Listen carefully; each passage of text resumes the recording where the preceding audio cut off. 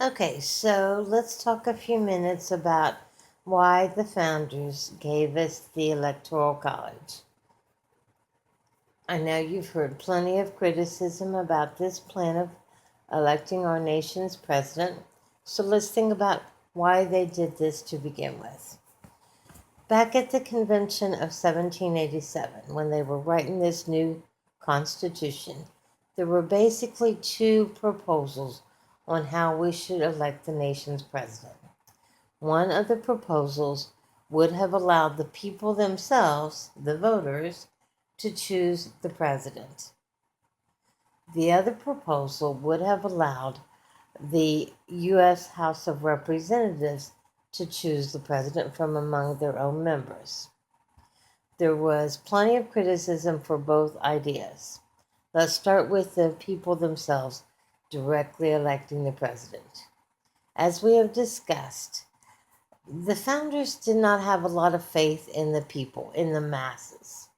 They believed that the people were uneducated, which was true, that they did not have access to lots of information, which was also true, that choosing a leader in a nationwide election would be difficult, if not impossible, which given communications and travel was probably also true.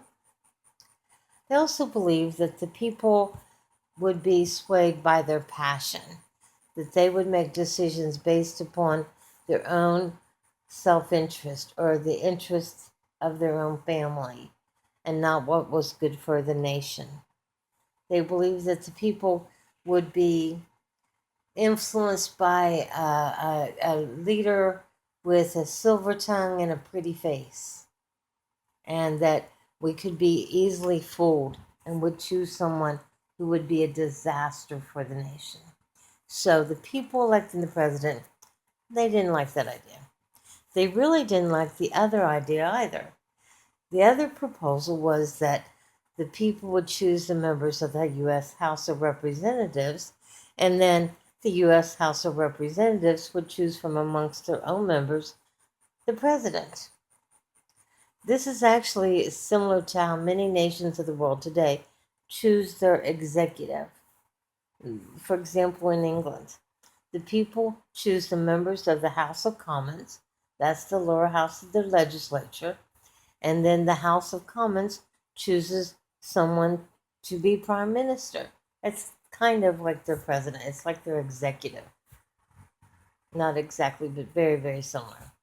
So, in other words, in a plan like that, in the proposal that the people would choose the House and the House would choose the president, that would mean that the members of the legislature and the president, in our case, would be tightly knit together because the majority in the House would have the votes to always choose one of their own to be the executive. Remember separation of powers? Remember that concept? Well, that concept was really super important to our founders. It's important in many other systems of government today as well. But this was how they were going to convince the anti-federalists that this new plan would work, that it would not lead to a government out of control, that each branch would have its own job to do and its own terms of office and modes of election. If we allowed the House to choose from amongst its own members, separation of powers would be gone. The House and the President would always agree. So that plan wasn't very good either. So they come up with the electoral system. It's kind of like a compromise. And it's a compromise because the people would choose their state legislatures. Okay, that's members of the state lawmaking branch. The state legislature would then choose how that state would select electors. And these electors supposedly would be the brightest of the state, the most informed, most educated, most elite citizens of the state. And they would decide how to vote. The Electoral College also implemented the Great Compromise, which is another reason that the founders felt really good about it.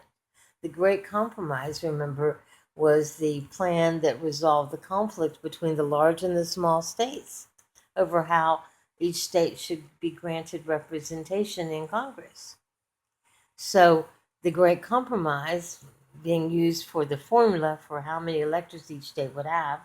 You remember that formula? It is the number of U.S. House Representatives plus the number of U.S. Senators is how many electors a state would have. That formula came directly from the Great Compromise, which the men that summer had fought over for so long that they thought, yeah, we'll use this, it'll be good. And that's why we have the Electoral College.